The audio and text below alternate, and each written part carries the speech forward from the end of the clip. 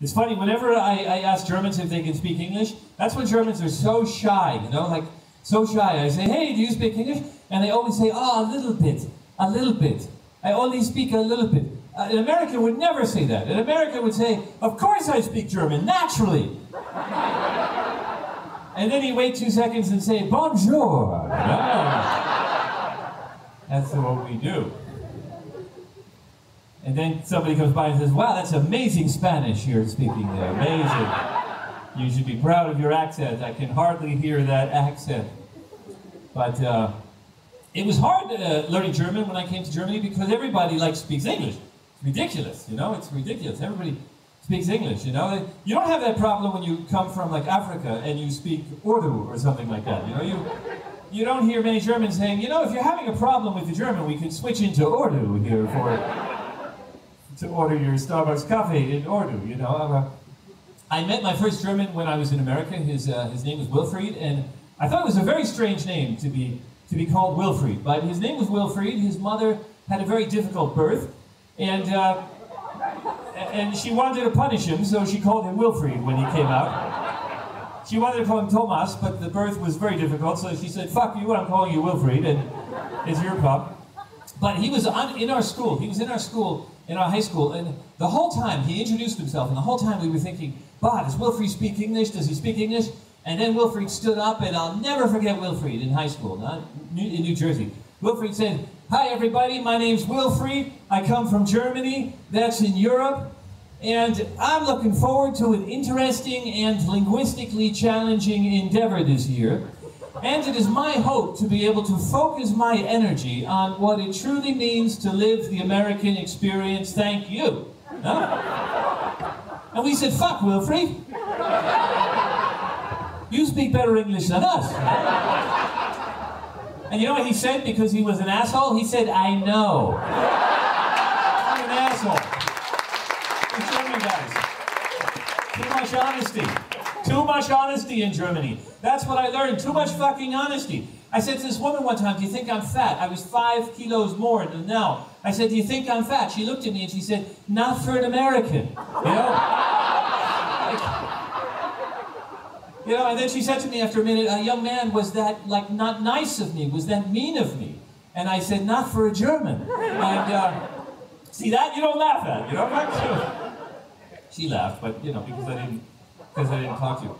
But I went through a phase like Johnny, he's coming after me, he's from England. We went through phases in Germany, we went through a phase where everybody talked loud to us. You know, everybody talked loud. Speaking German, they talk loud, no? I heard this the whole time, you know, I'm trying to say something in German, and then I heard something like, Sie sprechen gut Deutsch!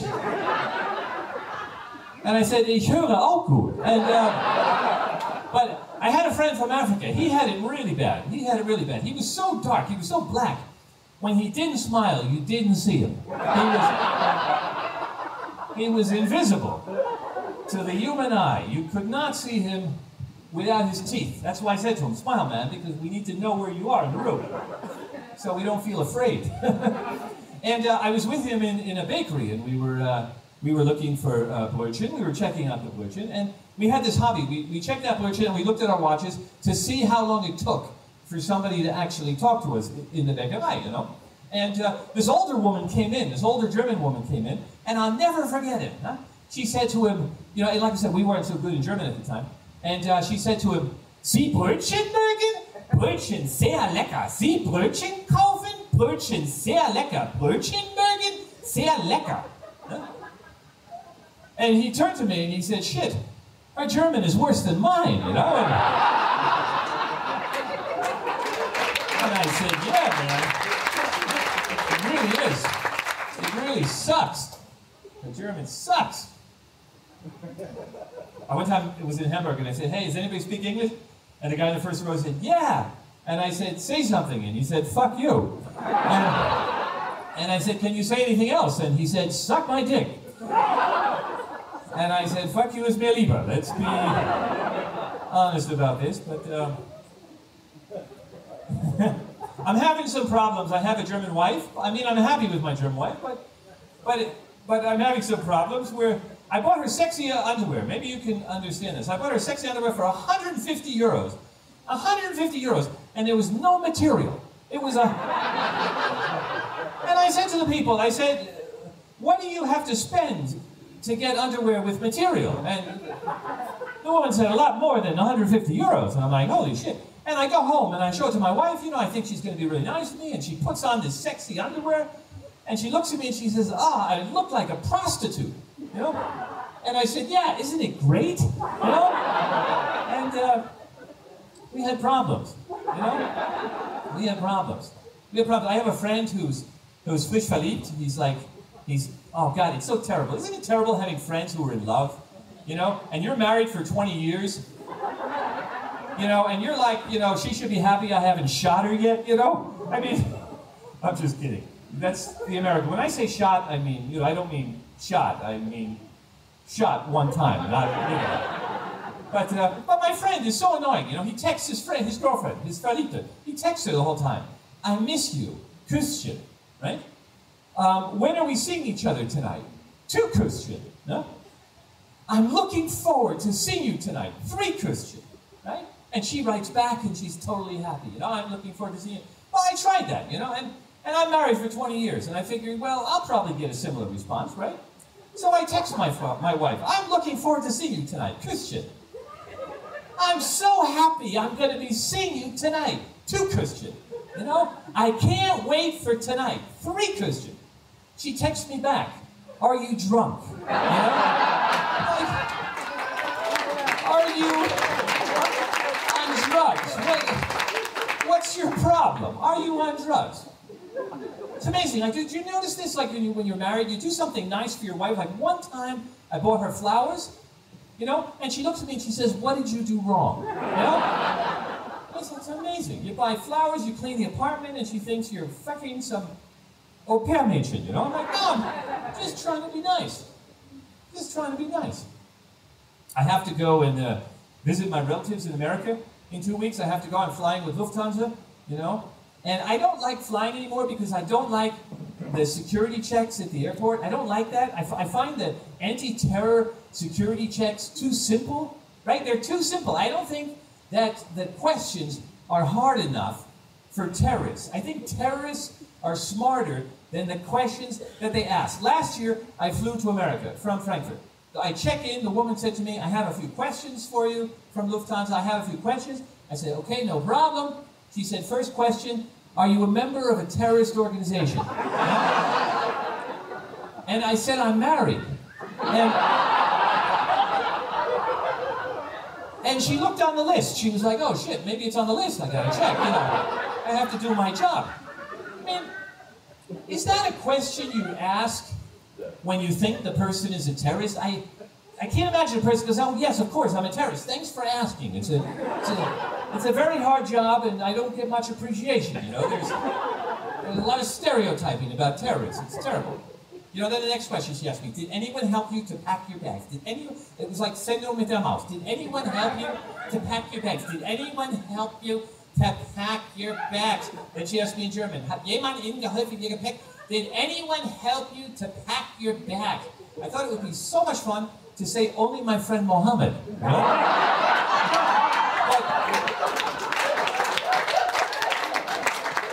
But I didn't say that because I didn't want her to know how good he could pack. You know, that was a special story, you know, special between me and my friend. You know, but you know, it's silly. You fly and you give them your suitcase, right? And before you give them your suitcase, you see a picture with things on the picture that you're not allowed to bring on the plane, right? And it's not like little shit, right? It's not like clippers for your toenails or like toothpaste or something like that. There are things on this picture, right? Like guns and knives and dynamite sticks and radioactive materials, really radioactive. And next to the radioactive can is a hand grenade. A hand grenade. And a Handgranate. A hand grenade.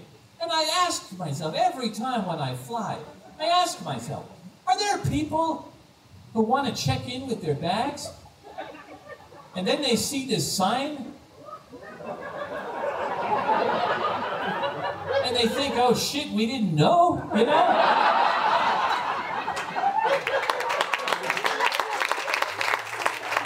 told us about the fact that you can't bring hand grenades on the airplane?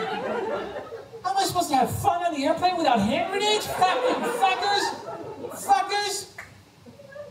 And you take all the hand grenades out of your carry-on and you put them in a big bag. Angelina, give Mama the pink hand grenades on you. And Nico, give Mama the other hand grenades, the other color, Nico, and then you collect the hand grenades and you put them in the big bag and you can't get the bag closed because it's a fucking normal suitcase. You can't get it closed. Then you get it closed and you give it to the woman and she puts it on the scale and she says, I'm sorry, it's now too heavy, you know? And you say, yeah, I know, the hand grenades are inside. You made me put all my weapons in the suitcase. Of course it's going to be. Oh, man. I always fly economy. I sit in the back of the plane. I fly economy because business is much nicer, right? You know, business is much nicer. But it's like 3,000 euros to the United States. 3,000 euros. And the shitty thing is, you don't get there earlier. You know? It's totally shitty. You spend 3,000 euros. The asshole who spends 1,000 euros gets there at exactly the same time. It's, you know, and I always get fat people. I want one time a Japanese woman, like, who weighs 10 kilos to be sitting next to me. I always get fat people. I got this fat Russian guy. He was walking towards me. He was sweating. He was fat. He was walking towards me. He was looking at me. I kept thinking, oh, keep walking. Keep walking. But he couldn't keep walking because we were already in the back of the plane, you know? And then he stood in front of me and he showed me his ticket and he said, this is my row. And I said, you're right, but this is the wrong plane. You know, this is... You have to go to the other plane. It's the plane next to our plane. You're in the wrong plane. The colors are all the same. It's an honest mistake. Just go 3 planes over, and I'm sure you'll be happy, right? We're sitting there the whole time. We're fighting for the armrest. We're fighting for the fucking armrest. The armrest is like the Krim. The armrest, you know, I thought I go peeing one time and the Krim is gone forever. Right? I'm asking myself the whole time, John, do you really want to pee? Do you really want to pee? Because there are like tons of people who live here who really want to know. Then he asks me, we're over the Atlantic, we're flying over the Atlantic. He asks me, are you also flying to America? I said, no, I'll be jumping out of the airplane in 5 minutes. I said, I have a different ticket. I have a fly swim ticket. That's my ticket. I fly for 1,000 miles and then I swim for 5,000 miles. And if I don't get eaten by a shark on the way over, they give me a bicycle at JFK Airport and I pedal through the Lincoln Tunnel on my way to New Jersey. And when I arrive in Newark, I'm raped and killed, but I at least have a story to tell the person who's killing me. God, it's crazy flying. And you know, the woman came with the food. That was also like shitty. You know, she comes in, she asked me, sir, would you like chicken or would you like fish? And I said, oh, I'd like chicken. And she said, I'm sorry, we only have fish. You know? And I said, then we have to turn the plane around. Please, turn the plane around. You know? I'm thinking, why does she say that, chicken or fish? Why does she say that? If she only has chicken, why doesn't she just say we have chicken and fuck you? Or no, or we have fish, just we have fish, fuck you. Why doesn't she say you're fat, listen, you're fat, you're an American, eat the fish, shut the fuck up, and fly to America, you know? I mean, it's like she says chicken or fish. That's like when a sexy woman says to you at a disco, you know, she says, hey, do you want to sleep with me? You want to fuck me? You want to sleep with me? You want to fuck me? And you say, yeah, I really do. And she says, I can imagine, you know? It's ridiculous. Oh, my. Terrible. But you have kids in puberty. Did anybody have a kid in puberty? Anybody have a kid? Would anybody like a kid in puberty? I have a... My son, I love my son, right? I love him, but less than before. You know, less than before. And the problem is he hates me, but not enough to move out, you know? It's amazing. He sits at home the whole time and he chills. I'm like, what are you doing? He's like, I'm chilling. I'm chilling. I said, you've been chilling for 5 hours. What do you call that? He says, it's Dauer chilling, you know? What the fuck? You know, he lies in bed and he does Facebook the whole time. And he writes in Facebook just the way he talks, like normal. He writes just like he talks. It's amazing, you know? I sat next to him one time and I saw what he was doing. He writes his friend in Facebook, hey man, what are you doing? And his friend writes back, I'm in Facebook, you know? And my son writes back, me too, you know? And then zwei Freundinnen gefällt das. And like, what kind of bullshit is this? You know, he didn't do anything. Zwei Freundinnen gefällt das. He didn't do anything. You know, and I took his laptop and I said, I'm the father from this person who gets too much Taschengeld, and I'm going to be going to the bathroom in the next few minutes, you know? And I went to the bathroom. And I came back and I had drei Freunde gefällt das, you know? And he was really sore. He said to me, man, why do you have 3 and I only had 2? That's fucked me so up. Why do you have 3? I only have 2. I said, I actually did something. You know, I did something. Oh man. But it's good to be in Germany. You know, it's good to be.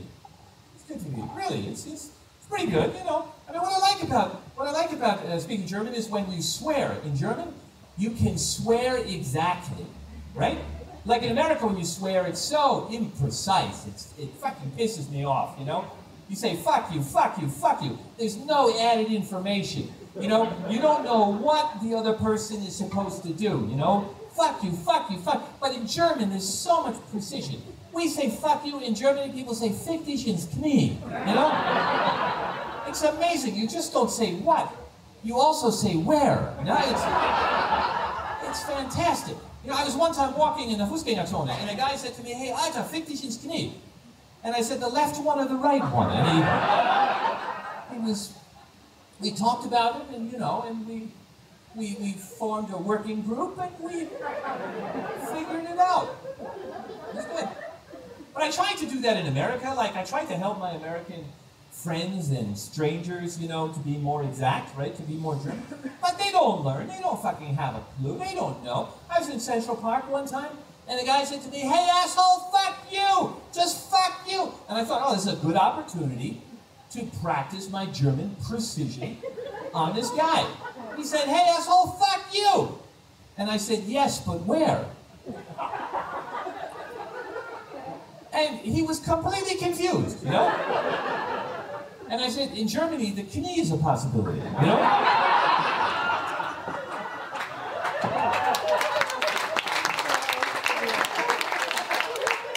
And then he was really confused. And then he shot me. But it was still a good day, you know, because he just shot me once, you know. Just shot me once. But I don't know, you know, I'm happily married, like I said, I'm happily married. But you know, you make mistakes sometimes, like when you get married. We have a television in the bedroom. That's a bad idea, like a television in the bedroom, because you're always compared to the guys on TV, if you're a guy, right? You're always compared. And I'm never compared to the guys where I have a chance, you know? I'm never compared to Sigmar Gabriel, you know, or to Ottfried Fischer, you know? I'm always fucking compared to Brad Pitt and George Clooney and Robert Redford. It's so terrible, you know? You don't have a chance. It's like a fucking rigged election. It's like an Iraqi election. It's terrible, you know? I'm watching a film with Brad Pitt. You know, my wife looks at Brad Pitt and she says, oh. She looks at me and says, oh. Then she said to me after a couple of minutes, you know something? I'd rather be with Brad Pitt in bed. And I said, you know something? Me too. And, you know, it's amazing.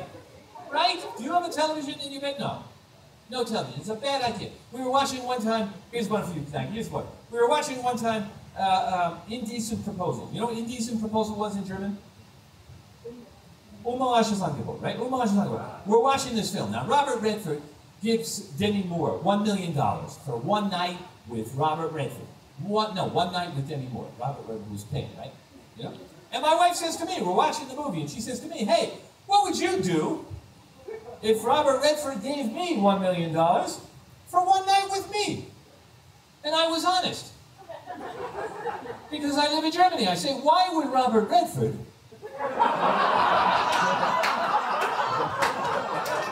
I'm very confused here. I love you, but why would Robert Redford give you $1 million for one night with you? She didn't like that question. She thought that question was bullshit. And then she said to me, "You fat American, what would you do? Just tell me, what would you do? What would you do if Robert Redford said, I'd give you $1 million if you have sex with me for one night? What would you do? What would you do?" And I said to my wife, I tell her, "Get your jacket, I'll drive you there." You know? I'd say, "Robert, for $500,000 extra, you can have me, you know? I mean, let's make a deal." Am I done? I think I'm done. That's fast for me. Dankeschön, thank you very much. John Doyle, super.